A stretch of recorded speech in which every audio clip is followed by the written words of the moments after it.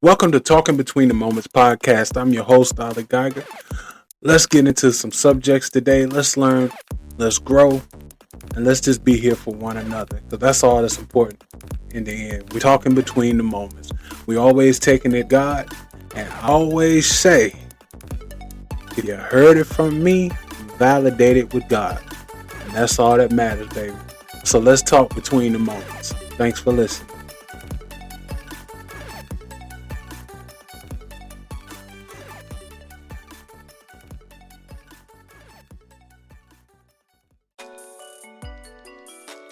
All right, here we go. I'm your host, Ali Geiger, and I'm back at it.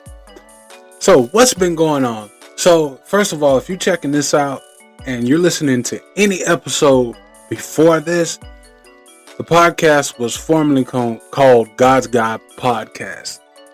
But through some life events, through some learning, through some winning, and through some losing, I became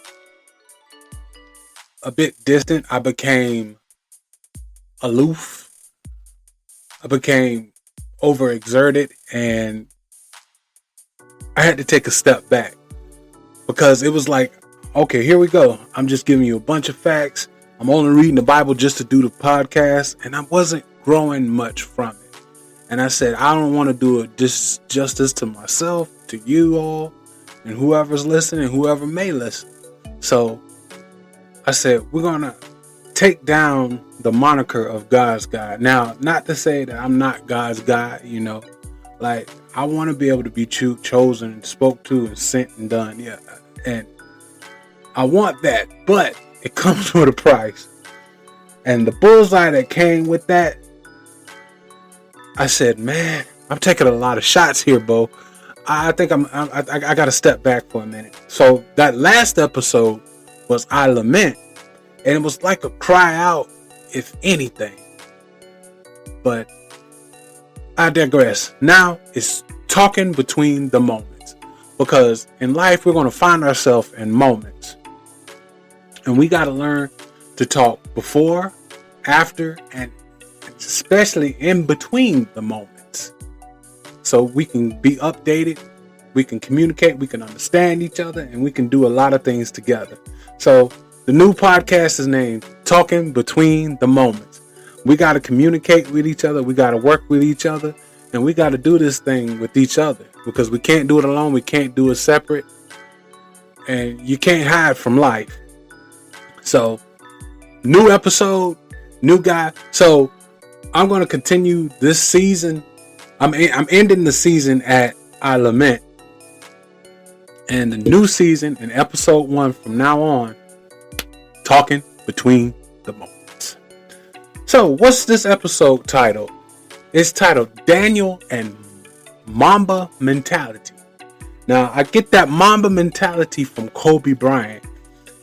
And what I love about Kobe, because Kobe Bryant is one of my favorite basketball players. I like Jordan, I like LeBron, Magic.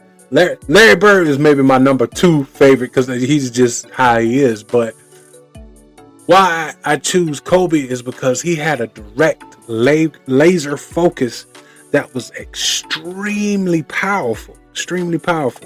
And he did and accomplished a lot of things because I'm going to push through it. I'm going to focus and I'm going to work harder and I'm going to work harder than you. And I'm not going to let nothing stop what's going on. So that Mamba mentality, because they call Kobe the Black Mamba. So that's that Mamba mentality, that strict focus. That strict focus. And if you give me a minute, I'll give you an actual definition. And I should have been ready for this, but this is my first time in a long time, so here we go. So, Mamba mentality, a term coined by Kobe Bryant, embodies a relentless drive to improve, a commitment to hard work, and a refusal to settle for mediocrity, ultimately striving to be the best version of oneself. And if that ain't what all this podcasting and all this talking and all this work is, I don't know what it is. And thank you, Google, for helping me with this. I got this from Google. I typed it into Google. Also, my artwork comes from AI Arta, as well as Pixcup Art, Piscaart, off of Google Play Store. So if you ever looking to do some photo editing and get AI images, those are good places. I'm pushing them because they help me a lot. I'm not endorsed by them, but I'm pushing them. So, you'll hear that here, but I probably won't say it no more after this. But that Mamba mentality, boy, that's something else. And so let me read it one more time, just because I like it so much. Mamba mentality, a term coined by Kobe Bryant, embodies a relentless drive to improve, a commitment to hard work, and a refusal to settle for mediocrity, ultimately striving to be the best version of oneself. Man, that's awesome. That's awesome. I love that. And in my pursuit of that type of Mamba and learning things from the previous show and the things I've been going through since the last time I spoke, some cool things like I had to learning distance about me. So if someone is not plugging in with you like they used to, or if someone is not the same as you met them or whatever, it's not about you. Sometimes it could be about you and your actions, but people are living their own lives. And this is Ollie talking to Ollie. People are living their own lives. So don't take everything personal. It ain't about you. They just got something going to speak. I'm like, hey, look, I got stuff going on. And if I can muster the strength at 6:30, 5:30, 7 o'clock in the low, I think I deserve a hello back. But it's not about me. People got things going on. And another thing I had to learn too, that God gives, God takes away. Because he has the most supreme right to give. And if he can give, he can also take, because he's got the utmost supreme power to take away. What does Daniel have to do with Mamba mentality? Well, I'll tell you. And when it comes to the Bible, I'm going to give you verses, but it's up to you. Theological in these recordings. I just want to talk with you. I may read a Bible verse if it really hops out at me, but I'm going to give you the location. And I'm going to let you go do it for yourself. And it's up to you. But what does Mamba mentality have to do with Daniel? So if you read in the early parts of Daniel, and see, I'm not giving you to address this portion, but for the second portion, I'll give you the addresses that you need. But that Mamba mentality has to do with Daniel. So you start with Meshach, Shadrach, and Abednego. They were all Hebrews serving under the king Nebuchadnezzar. And Nebuchadnezzar was the top. He liked to be the top. He's the man. He's this is all mine. I did this. If you go back to an earlier episode, I did a whole expose on Nebuchadnezzar. And there's a YouTube video that I did, kind of a poem type deal. But Nebuchadnezzar says, I'm the man. So you gotta bow. Y'all gotta eat the food that I say. And Meshach, Shadrach, and Abednego said, no, I'm not gonna eat that stuff. We're not gonna do that. We're gonna be different. And they were all thrown into a furnace. And they didn't burn up. The people that threw them in there burnt up. They walked around. They came out clothes unsinged. And they didn't smell like smoke. They weren't even hot. They came out. And while they were in the furnace, walking around with them was Jesus. He said, look, Nebuchadnezzar said this himself. Look, it's the Son of Man in there with them. So go back and read it, though. It's the earlier parts of Daniel. You can do the work. You can find it. Meshach, Shadrach, and Abednego. You can find it. Fiery furnace. So, and I can't remember if it was prior or after the furnace, but Nebuchadnezzar lost his mind. And he was walking around in the field, hair all long, fingernails all long. He was eating grass like the beast of the field. And he lost his mind.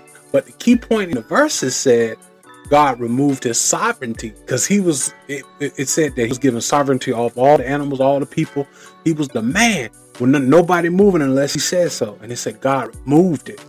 And it struck me. It's like, wow, God gives and God takes away. God gave him the authority to command, to be strong, to be overseer of all things. That was within his realm. And his pride and arrogance took over, and God removed it. He humbled it. And when Nebuchadnezzar acknowledged God, he gave it all back. And it really hit me like, hey, this is God's strength, his ability, his right to give and to take. And we have to be careful in our own lives. Like, well, we think we set up, oh, well, I went to school and did this and I did this. I work hard. I work all these hours. I do all these things. And I did it. But no, you get God's favor. Think about when you went somewhere and wasn't sure about something to do something and it worked. And the person, it seemed like you knew them forever and it just worked and it was just right because that's God's favor. God allowed that to go in your favor. He allowed it to go the way that you needed it to go. And not saying that every time something good happens, that is God's favor, and every time something bad happens, you're not in God's favor, because life works in life speed. But there are times that it's just unnatural. Like, man, this couldn't have worked out any better because of God's favor. And to be out of God's favor, something that should have worked doesn't work. And what has been working isn't working anymore. And now you got to turn to a power higher than you, and that's God. Got to turn to a power that's higher than you, and that's God. All day long. All day long. And it's just a wonderful and beautiful thing. And that's something I've learned over the past maybe week or two. And it was really strong, and I really enjoyed it. And so I read further into Daniel, and I hit chapter 6. Okay. So Daniel chapter 6, verses 4 through 5. And what was going on? Nebuchadnezzar had died, and his son Darius had taken over. And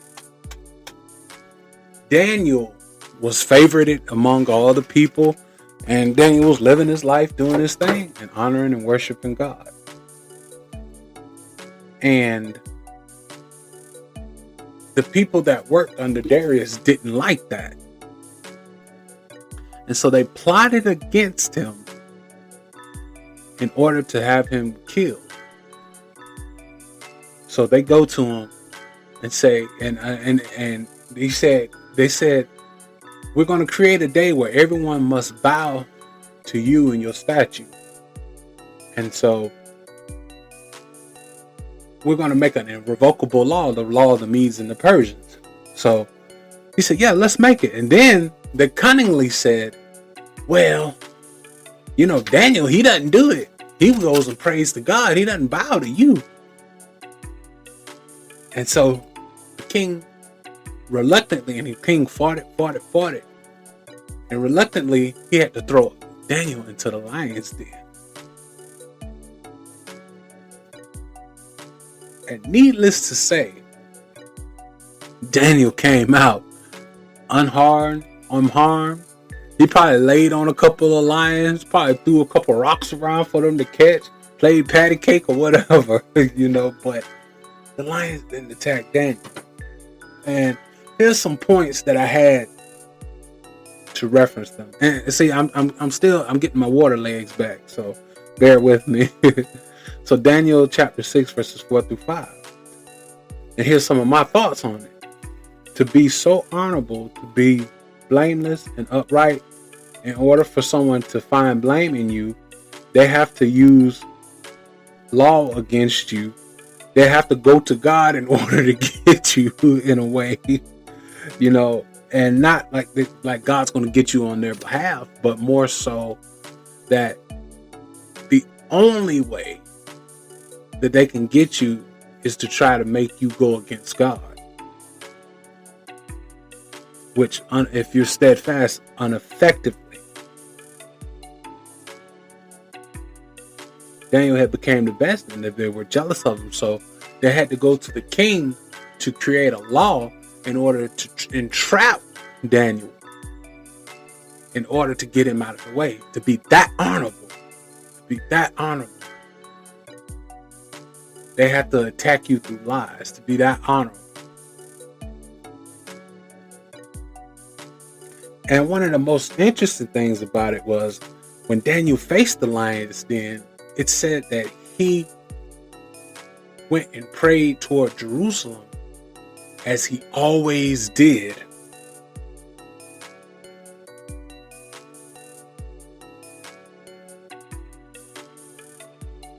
He didn't go and try to beg and plead with the king. He didn't go try to run away. He didn't go and, okay, I can do this, I can do that. No, he went and did what he always did. He prayed to God. That relentless focus. He went and prayed to God. So Daniel 6:4, here's some more thoughts. If the enemy is to catch you doing anything, let him catch you praising God. So they had set it up. He knew about it. He went to go pray. They came to get him while he was praying.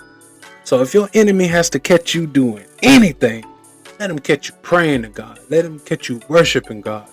Don't let him catch you cowering and quivering.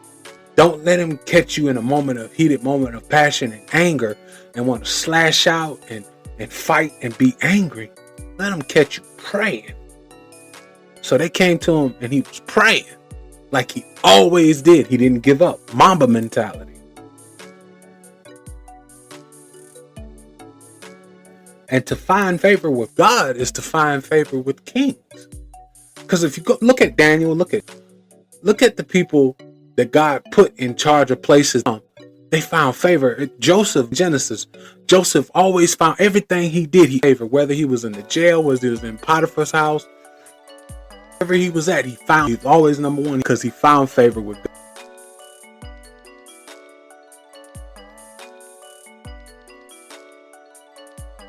So once Daniel was in there, lions didn't touch him. King went to bed, got up the next morning, hurriedly ran to the lion's den, opened it up. Daniel came out fine. Hey, what up, King? Going by the bit. Hey, I'm about to go back around here. I'm gonna get me something longer. I've been up in the lion's den. So I'm gonna go do my thing. So and the crazy thing about it, they starved those lions too. So they ain't like they were well fed lions. Them lions was hungry. And Daniel looked like the word from God. Hey, don't touch him. So like, all right, we'll chill over here. But we know you gonna provide because we know you. So all right, yeah, we cool. All right. So he opened the doors. The king makes a decree and said, all those guys that plotted against you, we're gonna throw you in there. As soon as they got in there, them lions was on them like a bun at a hot dog at a doggone barbecue. Well, that don't even make no sense, but them. And so Daniel 6:24, and my notes on that was, be careful not to let the lions you set for others devour you and those you love. Don't set traps for people. Don't let your anger try to harm other people because they're going to harm you in ways that you can't foresee. Don't let your jealousy overtake. You have to have that focus. I want to follow God, and this is what we're going to do. So no matter what is going on around us, we're going to lock in, we're going to focus, we're going to grow, we're going to change, and we're going to have success. And that's one of the biggest messages I'm speaking to myself. You got to grow, you got to change, and no matter what's going on. Like Kobe going to play with broken ankles, broken fingers, playing with people that don't put in as much effort, don't have enough team, whatever you can name on it, we're going to get it. So we got to have that focus no matter what's going on. If going in the lion's den, you go pray when your enemy comes to get. And when you're in that lion's den, you better be praying. Because now I made light of it and I made a joke, but I want you to imagine our cave with starving, hungry lions. And it ain't like the lions was going to be quick. You're going to hit it in the dark. And then maybe you might catch a glimpse of the lions. And I don't know what scares me. Two animals that scares me they face is a lion and a tiger. Those two things, their faces are just scary to me because they look like power. And they're going to do what they going to do. Quick little sidebar story. I used to work at Riverbank Zoo here in South Carolina. And there was a tiger that they had. And all day, because I work in the daytime, so I work from 9 o'clock to 9 o'clock. So 9 o'clock in the morning till 6, 7 o'clock, tiger just walking back and forth, sitting down, walking back and forth, but he's pacing, he's looking. And he was like, I'm trying to see if I think I could make that jump, but I ain't sure. I ain't gonna take that jump because I ain't about to fall in the Crow Canyon. But when I was leaving 9 o'clock, I'm going to be walking down this pathway because I got to pass the tiger to get to clock out, then to go to Mamba. I'm going to walk down here when that tiger is just going to be sitting in the middle of the pathway. And I'm not going to be able to run. And there's nothing between I can do is probably run into the penguin house, probably locked because they locked it before me. So I didn't know what I would do. They always would mess with me. But you're facing the lions, when you're facing them, facing your lion of a situation, you're going to have to plug in, get stronger, dig in. And you're going to have to say, trust God, I'm going to pray. And better yet, when my enemy comes, I'm going to be praying. When I'm in the lion's den, I'm going to be praying. And then even after you go through, if it's with a person, do not let the lions you set for others devour you and those you love. So don't let your anger cause problems for you and the people that you love just because you couldn't control yourself. And that's a bigger thing I'm working on too. Control your anger and be praying. Spend more time with God. You got to search, you can go, you got to look. And that's just kind of where, and it's the early chapters of Daniel chapter 6, where you'll find the lion's den. The earlier chapters, you'll find Nebuchadnezzar going wild and crazy and throwing Meshach, Shadrach, and Abednego in the furnace. And all these go together with Mamba mentality, because we're going to stand fast and we're going to choose God and we're going to choose God's way. And that's one of the bigger things that I want to push for myself, for you, and for this episode, that we got to stand firm and stand tall to God. But God is not a pushover. God is fully in control of this world, of your health, your finances, your mentality. He's in control of all of it, but you got to push to it. You got to choose the things of God. And it's hard. It's hard a lot of times because we want things that are, the flesh wants what's contrary to the spirit, and the spirit wants what's contrary to the flesh. So those two are always odd. But if you find yourself praying, strengthen your spirit and deny that flesh, and God will make a plan and make a way. Like these accounts in the Bible are not just fairy tales. Like, oh yeah, that happened. It happens today. It can happen now. All of it. Every last bit of it. God is in control. God is real.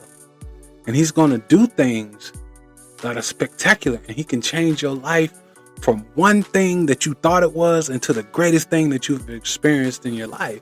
Because sometimes I have a hard time imagining life to be the way that I want it to be in the future. Like, it's like I don't know what it's like to be at rest, to be at peace, to come to my own. Like, and it's hard because I have to deal with the situation now so I can better to go where I want to go.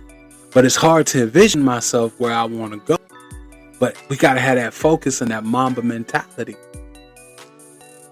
And one of the greatest examples I can think of pure just focus, Kobe, as in sports, but also Meshach, Shadrach, and Abednego, and Daniel, because they were facing some things. And there's other people in that Bible, you find it all day, but these guys, they stood tall, they stood strong. And just because the king said XYZ, no, God didn't dictate for me to bow to you, eat that food. And I left it out too. See, I'm still getting my water rings together, but they went on a fasting diet where they only ate vegetables, and because they were the top guys in the court, and the guard was like, "Nah, man, y'all gonna have to eat this meat, man, because I need y'all to be fat and healthy and look good. Because if y'all eat nothing but vegetables, you ain't gonna look good, and then they gonna get on me." And it's like, "Nah, man, I tell you what, you do whatever you want to do." If we don't look lean, but I promise you we'll look lean. We'll look good if we eat nothing but these vegetables. We ain't gonna eat that meat, man. That just ain't how it's gonna go. And she's like, all right, we give you a week or however long it was, but I want to see. After 40 days, I believe it was, but don't hold me to it. Go read it. And he said, I want to see it. I want to see it. So, and he saw it, and they didn't lose weight. They actually looked healthier than everybody else. And so God can do things in your life that are extraordinary. My life, your life, and it's about focusing in, getting the Mamba mentality, and giving up on the foolish. Make a mistake. It's easy to go wayward, but it's not worth it. And God really can do things that He's been doing. He can really work in your life, really change aspects of your life that you never thought would change. And I'm speaking to self when I say it. And I don't want to go on and rambling. This is the first episode of Talking in Between the Moments. I'm your host, Ollie Geiger. I'm going to lead us off in a prayer, and I'm going to get up out of here, and I'll be working at some point on the next episode. Now, this ain't like God Guy podcast. This ain't every week. But as I get it, you'll get it. And, you know, and another thing, like, well, I'm nobody's hardly watching. I'm doing all this stuff. I'm spending this money, and I'm trying to do it. I need help. I want to work with. I'm just talking. I'm just sharing. Whoever hear it, they hear it. If don't nobody hear it, I ain't even worried about it, because it's on record and it's there, and it's for a time other than this. But I want you to know, I'm thankful for whoever hear this. I'm thankful to be able to talk these things. And I'm still working to get better. I'm having that Mamba mentality, and I'm into it. I'm going to grind harder, and I'm going to get better, and we're going to get all better together, because God is still and always will be in control. I'm going to pray us out. So, Lord, in Jesus' name, thank you for everything you're doing. Lord, increase our knowledge, increase our wisdom, our hunger for your word. Thank you for all the things that you've done. Increase our resolve, Lord, or like Daniel, Meshach, Shadrach, and Abednego. Help us be more focused into you. Because what did you say? What did you ask it to be? But what is your way? What is your rule? Because our way is faulty, but your paths are straight and they're sturdy. We don't have to be the standard of the world. Standard of your word. And we can follow you and know that you're faithful. Because if we're faithful to you, you're faithful to us. So thank you so much for all that you do. Bless us and bless everyone that hear this, and help us come back and do another episode. Thank you so much for what you're doing, Father. In Jesus' name I pray. Amen. All right, well, this is your host, Ollie Geiger. I'm up out of here, and this is Between the Moments podcast. But the name of it doesn't have podcast at the end. I just said it because it's a podcast. But we'll get better at this. Thank you so much for your time. Love.